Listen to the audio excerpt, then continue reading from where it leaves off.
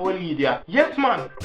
If you have not heard, Prodigal Son is now the literal Prodigal Son to gospel music. Don't know what I'm talking about. Prodigal Son, the once gospel artist in Jamaica or reggae gospel or whatever, has now rebranded himself as a dancehall artiste. His new name is now Predi. Sounds like a pack of porridge. Why did he switch? Well, let me put it this way. Prodigal realized say gospel music or reggae gospel now make no money, especially in Jamaica. So man say, yo, you know what? Me I go with the food there. Dancehall. Also, Prodigal is tired of his albums going styrofoam and cardboard. Some gospel fans / gospel reggae fans are angry and them cuss the equivalent to regular bad words the holy way. So you haven't heard that Prodigal Son is now a secular artist. He's not doing gospel reggae anymore. Holy church frat is what the blood of Jesus' crucifixion cloth you just said to me. Now I don't know how true this is, but I have also heard that dancehall music is not making any money like one time. From what me I hear when most dancehall artists drop them album is either it go copper, aluminum or stainless steel.